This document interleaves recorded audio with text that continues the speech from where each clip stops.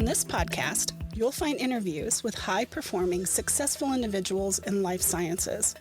On a weekly basis, we cover their proven methods, principles, strategies, and mindsets to implement new technologies that scale to meet the needs of people in our world.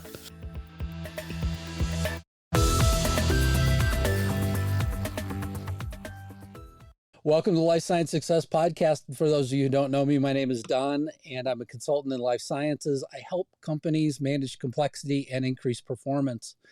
So I'd like to welcome anybody that's on currently live watching us. And my guest today is going to be Dr. Shane Needham. And so we're going to talk about his journey with creating a CRO. But before we hop into the interview, I just wanted to quickly mention we do have the life science maturity assessment up on my website, and I would encourage everybody to go onto the website and download it. It's a great way to see how mature your organization is and whether or not if you're going to have issues regarding scaling your organization as it grows. So with that, let me introduce Dr. Shane Needham. He's a serial entrepreneur and founder of many scientific businesses, including several bioanalytical CROs. Dr. Needham has more than 20 years of experience leading and growing 4 different companies. So with that, welcome, Shane. Thank you very much. It's an honor, Don. Thanks for having me on your podcast. Yeah, it's great to have you here. So before we hop into the interview, you want to tell the listeners just a little bit about yourself? Oh my goodness. Sure. Yeah. So I'm Shane Needham. I guess if I kind of go in order of who I am, I actually am a father. I'm also actually, let's back up there. I'm a fiance, going to be married soon. Congratulations. Thank you. I'm a father. I'm a serial entrepreneur of actually 6 businesses now. I'm serial entrepreneur, but I'm also a scientist, a CEO, a national champion bodybuilder, state champion powerlifter, podcaster, author. Oh, I'm probably forgetting a few, but I'm not painted with one brush. And I really, really am glad that I'm not. And I'm just truly living the American dream. So that's kind of who I am. I mean, if we get into details as we move through the podcast, I'd be glad to share more. Yeah, I mean, it brings me to one of the things that I also wanted to share with everybody. So on LinkedIn, Shane put up just before this episode, actually, he put up like a diagram of his life, all the different things that he's done. And so, as I looked in here, I saw things like Moscow Wrestling Club, and I saw the powerlifting and bodybuilding as well. And then, also starting businesses. So very impressive to say the least. Thank you very much. Thank you. Yeah. So, so with regards to, I guess maybe let's just, maybe pull apart a couple of different things with regards to your personal life, because I mean, one of the things that I actually saw about you was that you were also a TEDx speaker. And so, can you tell everybody a little bit about your talk titled "Never Be Outworked"? Yeah, absolutely. Well, thank you. Yeah, that was a couple of years ago now. And I had the opportunity to be a TEDx speaker, to give a TED talk at a local organization. And I thought, well, I grew up in a lower middle class family. We always had food on the table. My dad worked really, really hard, taught me a great work ethic. He retired just a couple of years ago, working 60 hours a week. And he was 70 some years old, and he loved it. And he went to work when it was sunny, when it was rainy, when he didn't want to go to work. And he always had a good mindset about that. And so I just thought, growing up in rural America, I grew up on farms, worked on farms, changed handline water. I won't get into what that is necessarily. Go look at my TED Talk, do a Google search on it, Shane Needham TEDx Talk, and you can find out more about it. Bucked bales, but just did all kinds of farm labor. And that really drove me to who I was. I mean, I was also a wrestler in high school, had some great coaches that were just always talking about goals and mindsets and putting me in leadership positions. And I just thought about growing up in rural America, how it gave me a work ethic like no other. So when I got to college, to Washington State University, I'm certainly not the smartest person in the room. I'll just be honest. I mean, I didn't break triple digits on my SATs. It's embarrassing. It really is. I don't know if I got 900. I mean, I basically failed the math part. I mean, it was just awful, right? But I just look at all those test scores and when I was on academic probation for my first half of a semester at Washington State University, including getting a D in chemistry, and I wanted to be a chemist. And I can still remember I'm like, well, what do I have to do? And I just had to work harder. And so I studied more and stayed up till 1, 2 every morning. And it didn't come easy to me, but I just worked harder. And I can still remember that second test in chemistry. This is in the old days when you would go outside the room after they graded papers, like a couple of days later, and they'd have all the grades. You may or may not remember this, Don, but they'd have your like student ID or social security number, Sure. and then you go look to see what grade you got. And I believe that second test I got a C plus or a B minus. I don't remember, but I was overjoyed. I was like, yes. And there was this one kid that I actually went to middle school with, straight A student, 4.0 always had received A's, never really had experienced failure. It kind of came natural to him, just kind of being intelligent. And he got an A minus or a B plus. I don't remember what it was. And he turned to his friend and he says, he was going to be an engineer. And he says, I quit. I'm going to go to political science. And he Wow. did, because he got a B plus or an A minus. And it was one of those. And it's like, it showed me that's like, it's not about, how smart you are. It's about your perseverance and about how you're going to never give up and about how you're going to never be outworked. And so that's kind of what my trademark is now. And I hashtag it a lot, is never be outworked. Always be the hardest working person in the room, and you're going to succeed at anything you choose to do. Yeah, so there were two elements that I took away from that. So one, I would never also stand outside of the room after a test, because people would stand outside and they'd pick apart the questions and how they answered and things like that. I would never. I learned early on never to do that, because it's kind of demoralizing, right? If you know that you answered wrong, are you going to admit that you answered wrong? And then if you answered correctly, the key question is whether or not if you all got it right. I mean, it never meant, whether or not if people actually got the answer right. They just sort of, yes, we all answered things the same way. And Yeah. then I told my kids the same thing about college. It was, look, whenever you go, essentially, this is a test of, will you stay and see it through, more than it is whether or not if you can, achieve the grades. And at the end of the day, most people don't look at your GPA. They look oftentimes at the degrees you have, and that's about it. So that's as far as it goes. So Yeah. No, yeah. It's definitely true. And so that taught me a lot. It just taught me a lot. And so, growing up in a rural environment, growing up on farms and being surrounded by people who, did hard manual labor. Yeah. And it's not that I wasn't accustomed to that and not doing it. A lot of my jobs were manual labor, beginning early in my career, but I always wanted to be a scientist. And I always just kind of looked around, and I mean, I remember being in my grandparents' house and looking around and seeing the colors of curtains and the carpet, which of course was 1970s green. And I'm just like, how do those colors exist? And I can still vividly remember that. And it's like, I want to study how those colors exist. And that was kind of I was probably 12 years old or something. That was kind of the part, the beginning of my chemistry journey, to think, I want to be a chemist. And I didn't really know what it entailed or what kind of education I had to get, but I just wanted to be a chemist. Yeah. Well, I'm glad that you are, and glad that you're here. I guess the strangest part for me, or maybe not so strange, knowing that you're a wrestler, was to see the powerlifting and then the bodybuilding. What made you want to do those things? Well, that's good. It had probably a lot to do with wrestling. I had a wrestling coach in high school, just a great guy. And he kind of introduced me to lifting at like the age of 14 or so. And so I always liked to lift. I read more. And as my wrestling career in high school kind of was over, and I had opportunities to go to college and wrestle, but I chose not to. I wanted to really focus on my education. And so, but I'm like, I love lifting. And so why not, start this bodybuilding journey? And so at the age of 19 and 20, I did my first two competitions, and I just kind of fell in love with it. And I've lifted. It's just lifting to me and training to me. After this podcast, I'm going to go to the gym, and it's just like eating breakfast or dinner. I do it. It's part of my. If I don't do it, it's just I become a mess. It's almost like me not eating.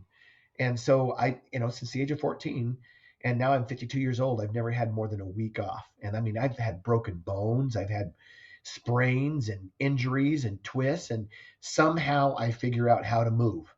There's been times in the gym where I can't even do a push-up because I tore a muscle or something like that, or I separated my shoulder. That's one of them. But I just slowly rebuilt. And so because of the diet of wrestling, I think it kind of and lifting, it kind of put me into the place where, hey, I can do bodybuilding. I know how to diet. I know how to, and so I just fell in love with it. And so I had never done powerlifting per se in competition, but I'd always lifted. And then somebody in 2018 or early 2019 says, yeah, you should compete. And I love competing. I just love it. I love competing. I love winning, of course, but I love competing. That's more fun than than winning. And that's what Vince Lombardi says. It's like he says, what's his saying? Winning's not the let's see, winning's the only, not the, what is it? Winning's the only thing. What he really meant to say there was, they took it out of context, was um, the will to win is the only thing. And that's what I like. I just like competing. Yeah, I might lose, but I just don't look at it as losing. I learn from it. So in 2019, I learned how to properly do the lifts, the bench press, deadlifts, and squats. I'd been doing them for years, but I wanted to make sure that I could do that in competition. And so I entered my first powerlifting competition in August of 2019, and I won the open division. So I beat kids that were that were half my age, but I also set 4 state records for my class, and some of them still are a hold. And I don't remember what division they are, but some of them are still active records. And so, and I competed the year before in bodybuilding again, but I'd taken off. I raised kids, I built businesses, I went to school, so I didn't have any hobbies, and I didn't have time to do those things. But when I started approaching, mid 40s, I had built up a business where things kind of ran themselves. We had really good operations people, and I'm like, hey, I can live this American dream. I have done all this sacrifice. I've done all this sacrifice for years, working 80, 90, 100 hours a week, always on, not taking vacations. It's like, okay, now I'm going to start doing some of these other things just to fulfill my life personally. And so I entered my first bodybuilding competition in 2018 and had a great, wonderful coach. He was a hard nose for sure, but that's why you went to him. You wanted, and he actually told me he would only take very few clients. And I actually asked him after I won. So I went in 2018, and I didn't know how I was going to do, but he says, you're going to do well. And he took me on and he trained me and showed me how to diet properly and lift and all these things. And I won the show. I won my division. I won my master's division. I won the open division. And I was shocked. I was kind of what would I say, the gossip of the show, because I was this unknown person that nobody knew. It was great, And I asked him, hey, Brad, why'd you take me as a client? He says, because I knew you wanted to win. That's what he said. He says, I knew you had the will to win. Awesome. And we became good friends. And he sadly passed away a year or so ago, but we became really, really good friends. And it was just, then at that point, I just told myself, you know what? I really only want to be surrounded with winners and people who have those mindsets. So then the next year I did a powerlifting competition. I won the state championships, and then took a few years off. And then I'm like, hey, I want to go win a national bodybuilding championship. So I hired the right coach, and I mean, he just did an incredible job. Incredible. And I mean, me being a coach myself, a wrestling coach, and I'm a CEO at one of my laboratories, Velocity Labs. And but I love the CEO title, don't get me wrong. And I'm honored to have it, privileged to have it, and I'm grateful that I can lead teams, but I'm a coach. That's what a CEO is. That's what a CEO is. And Yeah. all these different things, when I started coaching wrestling and, doing my bodybuilding journey, doing my powerlifting journey, I thought to myself, I started reading books, and it's like, I'm a coach. That's who I am. And those experiences have made me such a better CEO, not even close. And because the concepts are the same, whether you're running a political organization, a business, or a sports team, the concepts of leadership are all the same. Yeah. And so that, I don't know if that's kind of what got me into it. And so, yeah, last December I won the national bodybuilding championships in my division. And I mean, I set that goal in January. Did I think I could accomplish it? Yeah, probably. But I was just so proud that I did. It was just incredible. And so it was just an awesome journey to be there with my kids, and they could see it and they could experience it. And, my fiance was there. It was an awesome journey. Yeah, my daughter and son-in-law both have done this before, and I mean, I have to give a lot of credit for the. I mean, the training is one thing, so getting in shape to go do it is amazing. The dieting you guys do is just crazy. I mean, just absolutely nuts. You have to eat this within this amount of time, and I mean, it's just. I don't know. It's One, amazing. And then, of course, as you get closer to the timeline, the thing is that you want as much lean muscle showing as possible. So at that point in time, you want like nothing coming in, and it's just it's just crazy to me to watch from the sidelines. people can go visit my website at drsneedham.com, and you can see the pictures and whatnot there. But I was sub 2% body fat, and it's just and I felt horrible. I had no energy, and my coach says, "Yep, that means you're going to do well." Right. Yeah. Okay. Yeah. So just a great journey. I've been very blessed in so many instances of my life. Yeah, it's just, I mean, it's an amazing thing to pull off, at any stage of life, and to do it, at your stage of life as well is a real accomplishment. So congratulations on that. Thank you. I appreciate it. So let's kind of go backwards in terms of your first laboratory experience. It looks like, according to your timeline, that's right around 2000. You start your first laboratory and sort of get things going. What made you start? What made you want to do that? I mean, one of the things you wrote in your post was just and I think it's important for people to know, right? Many of us have this idea or want to go do something bigger than ourselves, and myself included.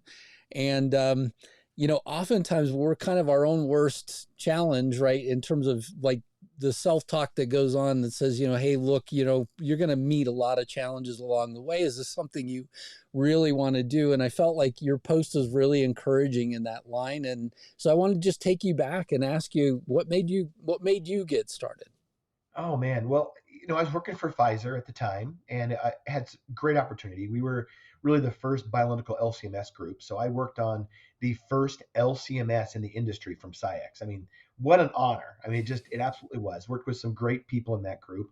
We were really top notch. And I loved it. I have nothing bad to say about that experience. What was hard for me is that I had lots of ideas. I was always trying to move forward, always trying to grow, always trying to win. And, you're just another cog in the wheel. And in those big bureaucratic organizations, it's, I guess, a safe environment, so to speak, but you don't get out what you put into it. You just don't. And so I just saw that. And so I had an opportunity to start a laboratory in Moscow, Idaho in the year 2000. And I mean, certainly huge challenges. I mean, financial challenges, budget challenges, marketing challenges. I knew nothing about business. And you know what? None of us that went into business together really did either. They just didn't. And that's why 21 years later, I've taken the experience that I've learned and started another CRO. And it's just, oh my gosh, I skyrocket.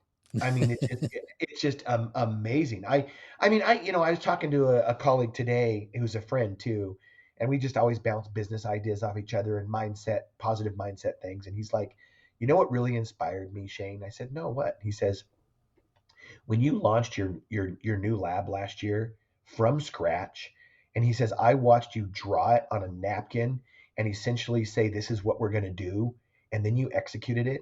He says that inspires me every single day. Yeah, and it was just cool.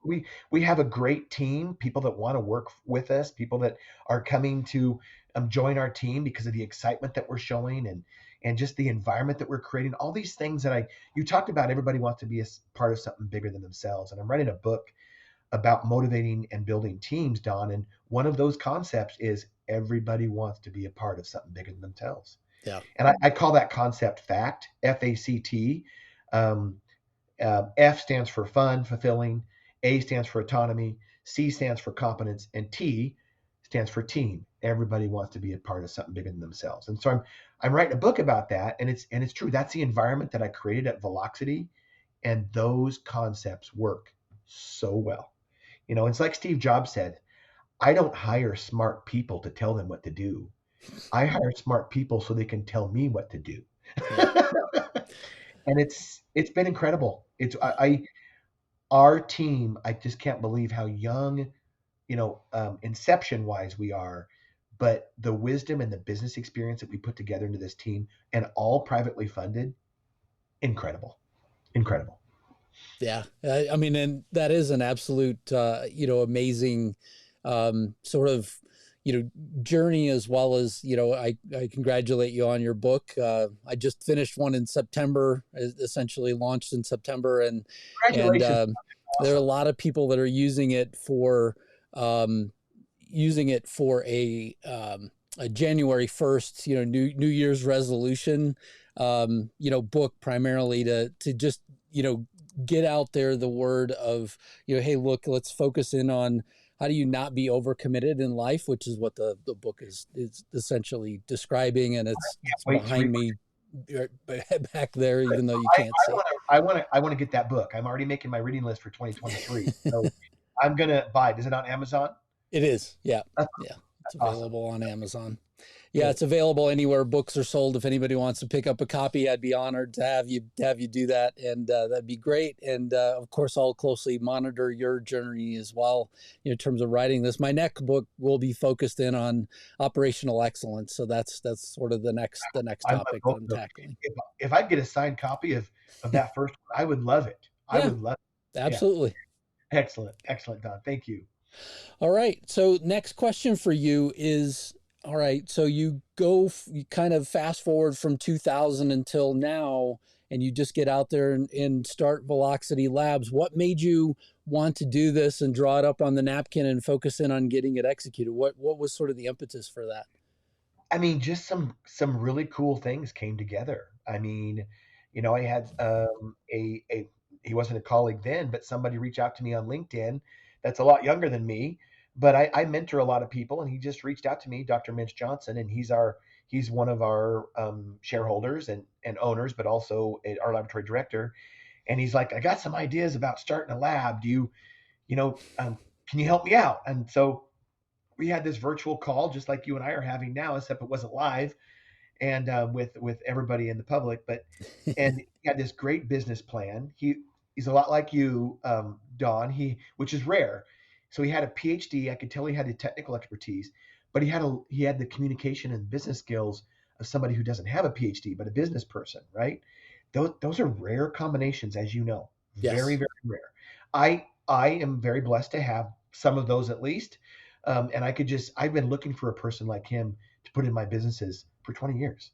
And I'm like, I could see just after 2 seconds of just being on the line with him, I'm like, this guy's awesome.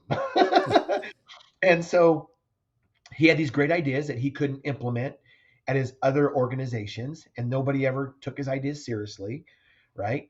And I just loved his ideas. I had ideas that I was never able to implement in my other organizations because people would say, oh, that's a dumb idea. It's a crazy idea. It would never work.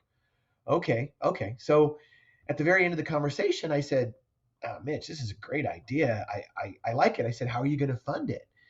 And he said, well, I'm going to go to the bank and get an SBA loan. What do you think? And I was kind of silent. I said, well, you can do that. I said, I don't think they're going to give you enough money, and it's going to take too long. He says, really? I said, but do you want a business partner? And he said, who? And I said, me. And he said, yes. And it was that night I was still training for my national championship. I'm on the Stairmaster, and I call up my good friend Paul, and I kind of told him the situation. And Paul is into instrument acquisition, and we needed capital equipment. I'm like, hey, Paul, we're going to need some capital equipment. Here's what's going on. Going to start this new lab. Can you get us new capital equipment? He's like, he pauses like he always does in his wise responses. And he says, okay, we can give you the equipment, but do you want a business partner? I said, well, who? And he says, well, me. And then he says, but Martin and Herb, good friends of ours, they'd have to be part of it too. And I'm like, okay, yeah, let's do this. And it has truly been a dream team. We have taken the industry by storm.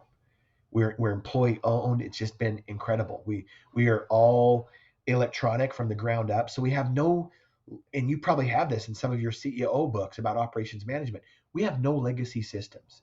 Yeah. As you know, legacy systems can be a huge, inefficient, big rock or battleship that We just always does not. called them monoliths. That's what the big and big unmovable object. So yes, yeah, Exactly. We don't have that.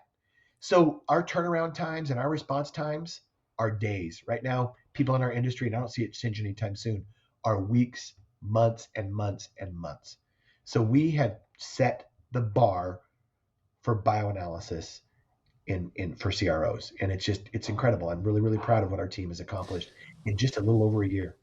So who do you work with primarily? Are they smaller companies that are investigating drugs, bigger pharma organizations, and also do you do diagnostics? I think is another important question. Good question. I'll do the easy one first. The easy one first is diagnostics. Not at this time. That may be a business model or a line that we develop some other day, but there is enough in LCMS bioanalytical work that we're doing right now that we just don't have a need for diagnostics right now. But we work, a lot of smaller, mid-size organizations that haven't got the attention from the larger CROs. And there's been so many M&As, so many mergers and acquisitions that there's not a lot of private CROs left, and Velocity is one of them, right? And so we're able to have that client-centric customer experience and really have one client at a time, so to speak. So I don't care if you're a small emerging organization or if you're mid-size or if you're biotech. We want you as a client because we know you. That's where a lot of the innovation occurs in a lot of those smaller companies, as you know, Don. Yeah. And then big pharma buys them, right? But if your name is not one of the big pharmas, it's hard to get things done in CROs. So having said that, that's who has started us out is some of the smaller and emerging organizations. But at the same time, we've been getting lots of interest. That's all I can say because we're very under confidence here, and I can't say who we're working with, but from a lot of larger organizations as well. And Yeah. it's really cool to think about that. I mean, again, our first day of business was March 1st, 2022, and we have crushed our goals for 2022. I mean, 2, 3, 4x. I mean, it's incredible. Excellent. Yeah. And then what are some of the biggest challenges that you face in the industry?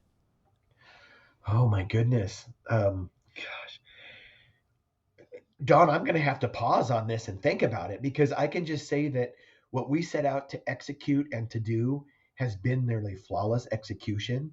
So, I mean, I can use the common one that it's hard to find good people, but we're located centrally in Peoria, Illinois, where cost of living is very low.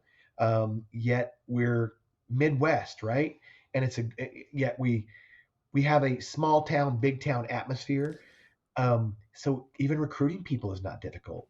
We actually have people coming to us and saying, "Hey, I want to work with you guys." And some of these people are tops in the industry, and it's just been a phenomenal thing. And so, gosh, operations better than I do. I guess scaling, we're doing it really well. Planning for growth, I guess that's a challenge. Making sure. So one of the things that we do is we operate what we call at 80% capacity. That means we have more than enough instruments to do the work and more than enough people. We're always going to be getting equipment and people before we actually have all that work. So we operate at 80% capacity. So trying to manage that to make sure we have enough instruments and enough people to get the work coming in for the next year. And we've been doing a great job of it. But I would say that's kind of the challenge maybe, is operating at that 80% capacity with as much business as we already have. But you know what? We're still doing it, and we still have days turnaround time, which is just incredible. Excellent. And then where do you see the biggest opportunities in life sciences? Oh, biggest opportunities in life sciences. Gosh, that is a big bucket. Life sciences. Do you want to ask something more specific to our industry? Because I Yeah. could go off on tangents here. Okay. I'll let you pick a tangent. Feel free. Okay, I think the biggest, I guess, did you say challenge? What'd you call it, Don? I want to make sure. Opportunities. Where are the biggest opportunities? You know, because the last one was challenges. So where do you see the Yeah, biggest opportunities?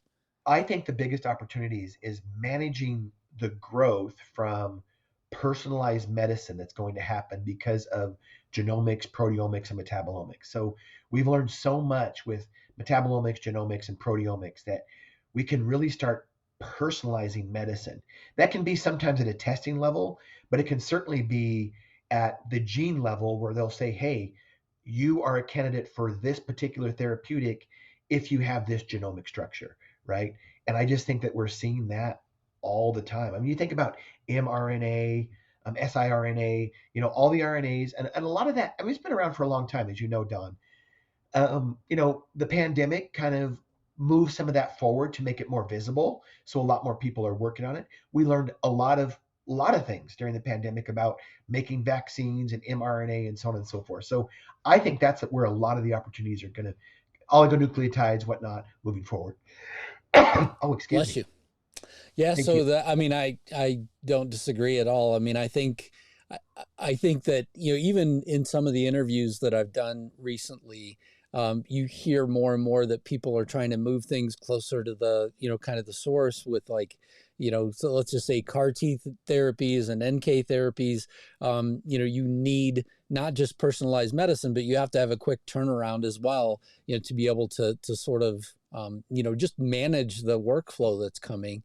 And then on top of it, you know, having CROs that are thinking differently about sort of the process that people go through, you know, is also important as well. I mean, some of the most frustrating conversations that I've had, frankly, in the industry has been, you know, around change orders with the CRO. So, you know, either we're delayed or we're early in terms of our timeline. And so trying to get stuff, you know, sort of into a CRO. And, you know, I've just had these conversations about late fees and things like that, you know, with the different CROs, you know, change order penalties. And my conversations typically are, you know, guys, if all you have to do is look no further than Blockbuster to know that this is not a model that scales. This will be a problem that eventually people are going to get sick of, and they're going to get just as fed up as I am with trying to tell you, hey, look, I'm early. Well, that'll cost you money. Hey, I'm late. Well, that'll cost you money. Well, I is something that's been an absolute challenge for me in the industry, you know, alone, you know, whenever we're either late or early. I hear you. I hear you. And that's why our lab exists. I mean, because, we want those, authentic, honest communications, transparent communications with our clients. I mean, we're collaborators, and yeah, we call them clients, we call them sponsors, whatever, but we're really collaborators. We are an extension of their team. So important. Yeah. And that's what Yeah, people say when they work with us. They're like, hey, I've got to share this. I was so excited. I thought about making a social media post about it. I might, but one of our clients, they last week, this week everybody's kind of shut down in our industry, right, Don? Or a sure. lot of people across the world are shut down, right? And it's a great time to re-engage and re-energize and all that. And but they sent us this, I guess I don't know the correct terms, but a meme, essentially, a moving picture of this, like 6 or 7 shadowed superheroes, and they said, "This is what the team at Velocity reminds us of." And I was just like, "That is so cool!" It's awesome, and we're a part of their team. They're a part of our team, so to speak. We're all in this together, and so and being private makes a big difference. You with a lot of these large organizations, they are beholden to their monthly returns from their stockholders or whatever, and we know the best long-term investment is with our client. Yeah. Period. Yep. Yeah, I mean, I just came from a conversation earlier today with a newer VC who's looking at different models in terms of supplying capital. And that exactly was where our conversation went to was, you know, how will your model be different and what specifically, you know, are you thinking about? Because, you know, you're right. I mean, whenever you're private, you're led one way. But there's certainly a belief inside of the VCs to try and create more and more need for more and more cash, of which then you need more and more funding. And, it's sort of, at the end of the day, it's kind of a self-serving prophecy of the VCs, not to beat them down, because I know that, they do a lot of good work too, but there are people out there who essentially tell you, hey, look, staff up even before you're ready. And it's something that just absolutely baffles me, having seen it. And, sort of having, senior executive conversations inside organizations saying, this is one thing with the VCs, you need to figure out how do you pull back from, and don't totally betray what it is that you have to do for them. But at the same time, if your capacity is telling you need, let's say 14 people today, if you go hire 40 tomorrow and you don't have the business for it, you're essentially just going to create a giant hole you have to fill. So let's not sort of do that. And I feel like the private funded organizations have the ability to sort of think through a little bit more of, what specifically do we need today and what don't we need, and where do we want to go? Well, it's a cool part of it, Don. For example, when we'll be on a virtual call, just like you and I are, with one of our collaborators, a sponsor client, and it'll be me and Mitch on the call, and we'll be talking about a project or something, and they might have some questions or whatever. We make the decision on that call. There's no going back to the board of directors, because we are the board of directors. There's no going back to all the shareholders and so on and so forth and taking this months-long process. It's like, boom, we're making a decision now. Our industry in life science is all about timelines. Yes. So if you think about every therapeutic that's not on the market, it's $1 million minimum in general of $1 million a day. And that's not a blockbuster. That's kind of an orphan therapeutic, right? That's 360 million a year, right? And so it's all about timelines. And so it's been great to, really collaborate with our partners this year and just move programs quickly for them. And they're just always in awe, like, yep, you guys always over deliver. Like, well, that's our motto, under promise and over deliver. So, and it's just been a really, really fun ride. And it's 2023 and the next few years is only going to be better. So Shane, there are 3 questions that I like to ask every guest. First one is, what inspires you? Oh my goodness. Jeez, I'm usually ready for these things. What inspires me? I mean, is it a person, or is it how the world works? I mean, what are you? I leave this open for the guest. This is totally up to you. Sometimes people answer it personally, and sometimes people answer it as well, from a business perspective. So just to give you a little bit more time to think about it as well. So let me just start with my business perspective and just what's really, really good in my life right now. And it's the people at Velocity, and I don't want to forget anybody, so I won't name any names, but every person on that team is, how you always have what my executive coach, when I used to have one, he used to always call the 10% bozo ratio. Usually you have about 10% of your employees that are bozos, and you just kind of have to live with it. We have 0. And I don't see that ever happening, because we're not going to allow it. But our team is just a dream team. I'm inspired by them. I ask for advice from them. I'm mentored by them. I'm the CEO. I'm the top dog, so to speak. And they help me just as much as I help them. So I'm inspired by them. But I do have a personal vision and a personal mission in my life. And my personal vision for me personally is to glorify God and leave a legacy for my children. And that's really what inspires me. I think about the things that I do, and I'm a believer, and I just think that without God in my life, I just wouldn't have the inspiration. I would think that a lot of these things are just meaningless. And then leaving a legacy for my children's children, that's kind of what my vision is as well, that's just very inspiring to me. Nobody's going to remember 20 years from now that I was CEO at Velocity. Nobody will remember that I started 6 different companies and I'm on 13 different boards. Nobody's going to remember that I was national champion. But you know what? My kids' kids will likely, hopefully, have my same name, and there might be a picture thrown around or 2 at a dinner table. And that's what's inspiring. And my mission is to inspire as many people daily as possible by doing whatever it takes. And so, kind of by inspiring others, I get inspired. That's my mission. I mean, I see so many people that I just help with advice, whether it be how to eat right, nutrition, mindset advice. And I do this, a lot of it for free, especially for my close people. I mean, I also have a business consulting business that I also get paid to do some of this too. But how to lift, how to train, how to get healthy. I've helped so many people. By helping people, I get inspired. That's my mission. Yeah. And it really just falls right into my vision of glorifying God and leaving a legacy for my children. So that's how I get inspired, by inspiring other people. Yeah, it's amazing the breadcrumbs that we can leave behind as well for what might be our great grandchildren or whoever, right? I mean, they might have an opportunity to, see you on a podcast or, be able to listen to your voice in some way in the future, and we have no idea. And that is inspiring It is for sure. cool. Yeah, it is. It is really, really cool. So I guess that's what inspires me, is inspiring others. Excellent. And second question, what concerns you? Yeah. uh, I am a father. I'm a father of four. And I think this is probably just a generational concern and a generational question.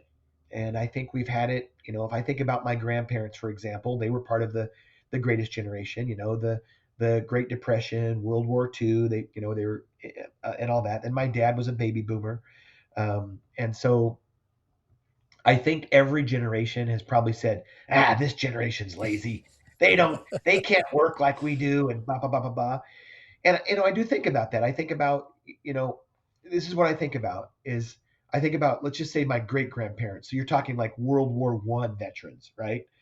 Um, and so in the last 150 years, it's only 150 years, Don, where every generation in the United States and most first world countries, and this is not historic, this is not millennial wise, this is not go back millennia, but every generation wants to improve for the next generation. And that's always happened.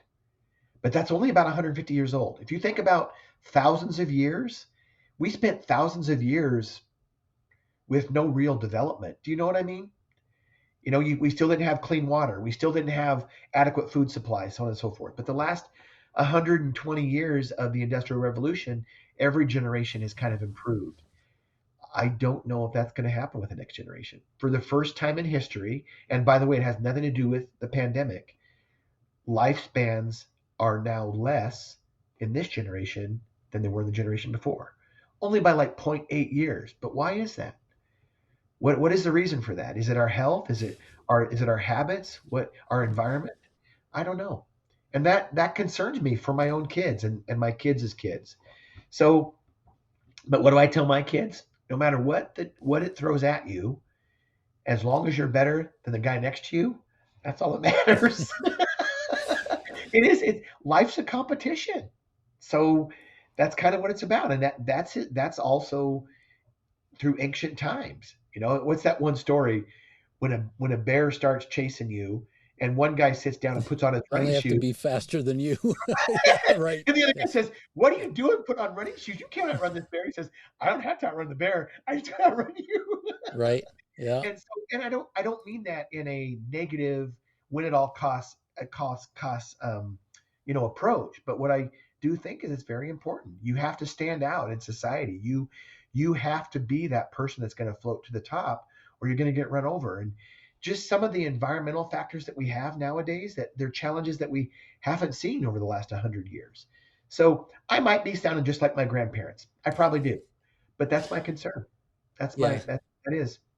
Yeah, I mean, there's a part of this that I don't necessarily agree with. I mean, I think that this idea of standing on the shoulders of giants, right, is going to eventually sort of cause us all to sit and look at the upcoming generations and go, my goodness, they delivered, right? Yeah. But I think time has to tell, and until then, people can be skeptical and things like that. I have absolute an absolute strong belief that the next generations are going to care a lot more about the environment than we cared about the environment as we were coming along. I mean, I remember it was one of my very first papers for my bachelor's degree was on essentially the idea of chlorofluorocarbons having an impact on our environment. And I remember everybody sitting there going, I mean, look at all the skeptics. Look at everybody that doesn't believe that this is true. And now you look at these big snowstorms and big hurricanes and everything else that's sort of impacting our environment. I mean, you could blame it on global warming, global cooling, or whatever you want to call it. But at the same time, I mean, somebody's got to come along with another solution for that. Well, whether it's scientists on one side or it's, people thinking about, sort of, just what do we do with people that are impacted? I mean, you think about all these people in northern New York that were just impacted by this storm. Hopefully that never happens again in our lifetime because we know better. But you never know. You bring up some good points, and and when we just think about our own little microcosm of the United States, which essentially is just a small part of the world, how do other parts of the world affect what happens to us too? And and how do we control that? Well, we can't. Right. I mean, we can talk about it, but we really can't control it. And so you're right. There are challenges, and so there's truth in what you're saying for sure, Don. Yeah. So the last question for you is, what excites you? Oh my gosh, what excites me? Getting up every day and just being alive. And what do I mean by that? I mean, I've truly lived and am living the American dream. So, every day I have something to do. I get up, I'm thankful for what I have to do. And I get to inspire people. I get to make small little changes that over time can really be big changes. And so just getting up every day and having the habits that I have and just being alive. I truly have. I've lived the American dream and I continue to live it. And my life is just getting started. Like I put in my post today, it's like, you're never too old. It's never too late. I in my current venture, I had people tell me, "Oh, it's too risky. Don't do it. Oh, you don't have to do it this stage. Don't do it." And and even people that threatened me, "Oh no, you can't do that." Oh, okay, well, don't tell me that because I'm just going to do it. But but what I realized though, Don, and that's what inspires me every day, is that when you surround yourself with the right people, they don't say no, they say go for it. Right. And I've realized, and that was the big, on my timeline in 2018, that was the big thing that I realized, is that there were a lot of people that are very close to us in our personal lives that we don't even know about. It could be your mother. It could be your father. It could be your brother. It could be a spouse. It could be a significant other. It could be a business partner. They're holding you back. And I think it's intentional, because what somebody says is when somebody puts out the candle from somebody else, it makes theirs shine brighter. And that's sad. I want everybody's candle to shine bright. So what really excites me is trying to have everybody else shine their candle and helping them do that and helping them live the American dream just like I have. That's a great answer to that question, and thank you for sharing that. The thought process that you're sharing is essentially known as the crab pot mentality, which is essentially that the reason why crab pots don't have to have doors is because all the crabs essentially hold each other in. They each sort of pull each other down. Yeah. And so so that's the sort of the thinking around that. But I also look at the fact that people around us, oftentimes they love us. They don't want you to experience pain. And their thought of, what this could be is that it's going to experience pain for you. The part that they're sort of underestimating is the real person that you are, Shane. And Right. I think that would be somebody's biggest mistake, is underestimating you. Yeah, that's probably true. I think that that's exactly true. And so, and I'm thankful for them. I'm thankful for the people that do care. But at the same time, I'm thankful for the ones that, and maybe ask questions. Yes. But I'm truly thankful for the ones that have supported me through the thick and thin and have just said, go for it. And it inspires them and they inspire me. And so it's been truly just a wonderful journey. Well, Shane, thank you so much for being on the Life Science Success Podcast. I greatly appreciate you being here and sharing your story with us. It's been a great journey in listening to your life story, and I wish you the best with Velocity as well.